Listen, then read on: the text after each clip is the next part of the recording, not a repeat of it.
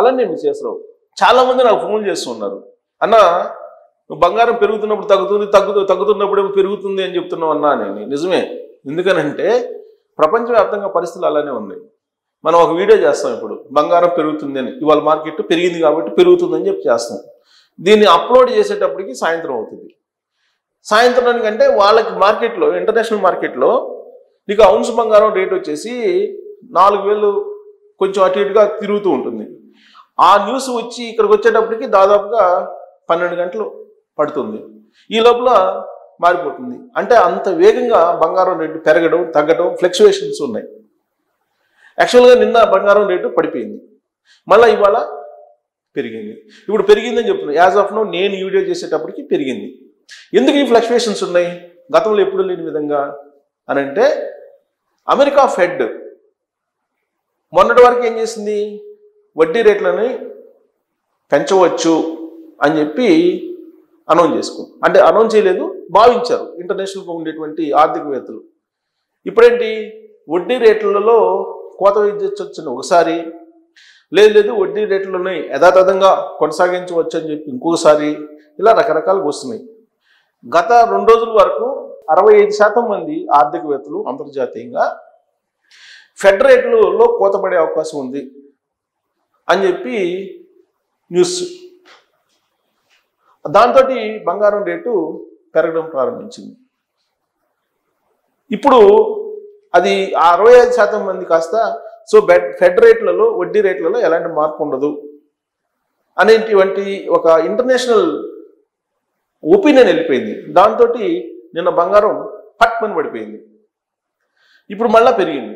ఇప్పుడు ఎందుకు పెరిగింది అని అంటే, ఏ రోజుకి ఆ రోజు ఇంటర్నేషనల్ మార్కెట్లో ఫ్లక్చుయేషన్స్ ఉన్నాయి. ట్రంప్ తీసుకున్నటువంటి నిర్ణయాల కారణంగా, ఫెడ్ తీసుకున్నటువంటి నిర్ణయాల కారణంగా, తర్వాత ఆయా దేశాలు బంగారానికి ఇండెంట్ పెట్టేటువంటి నివేదిక బేస్ చేసుకొని, ఇప్పుడు చైనా భారీగా బంగారం కొనుగోలు చేస్తుంది, అలాగే వరల్డ్ బ్యాంక్ కూడా బంగారాన్ని కొనుగోలు చేస్తుంది, అలాగే మన ఇండియా కూడా ఆర్బీఐ బంగారాన్ని కొనుగోలు చేస్తుంది. సో ఆయా దేశాలు పెట్టేటువంటి ఇండెంట్ ఏదైతే ఉంటుందో దాన్ని బట్టి కూడా మారుతూ ఉంటుంది. ఎందుకంటే డిమాండ్ అండ్ సప్లై ఇంటర్నేషనల్గా, ఇదేదో భారతదేశానికి సంబంధించిన ఇష్యూ కాదు, ఇంటర్నేషనల్గా డిమాండ్ అండ్ సప్లైని బేస్ చేసుకొని పెరగడము తగ్గడము ఉంటుంది అనేది ఆర్థికవేత్తలు చెప్పేటువంటి మాట.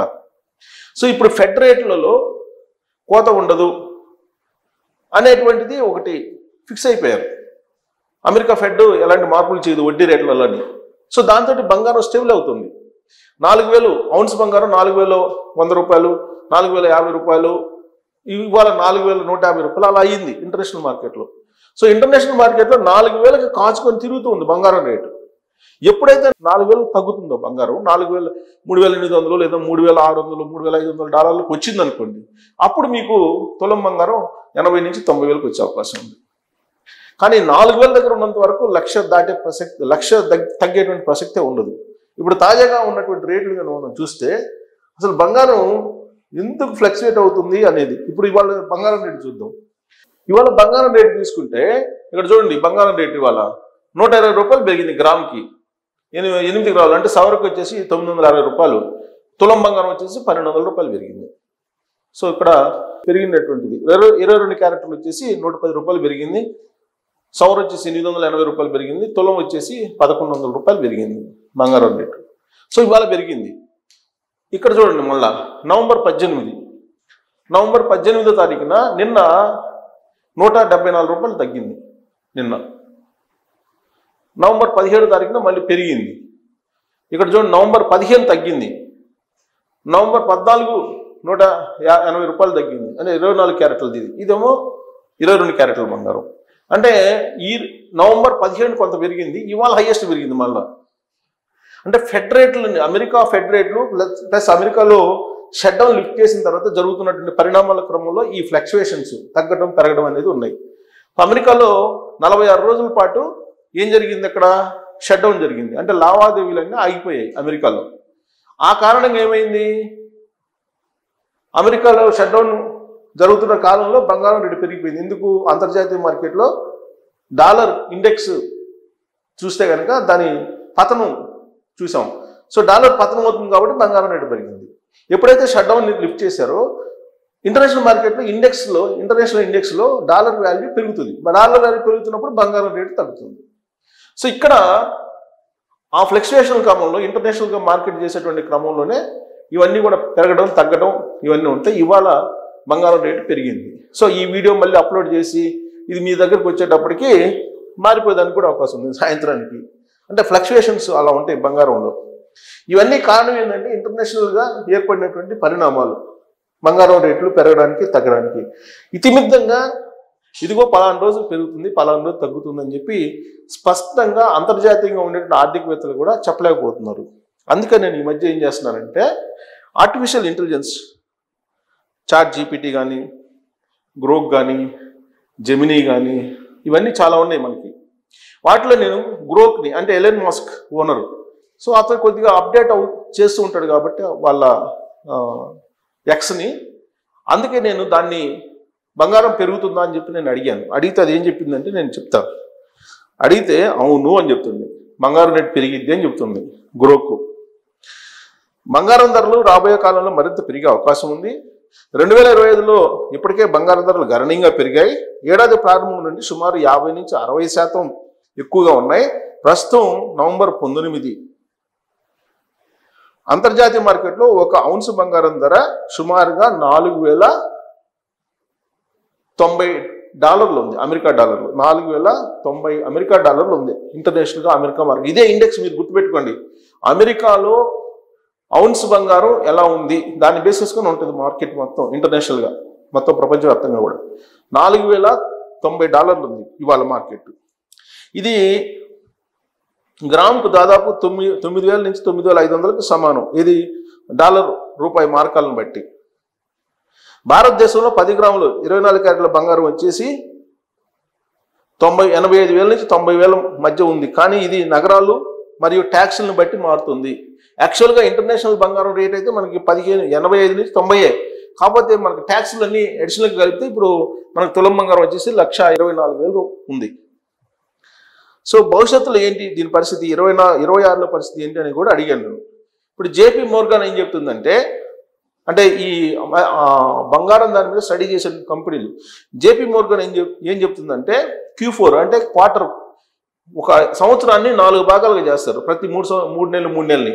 ఇప్పుడు మనం Q4లో ఉన్నాం, చివరి క్వార్టర్లో ఉన్నాం ఈ ఏడాది.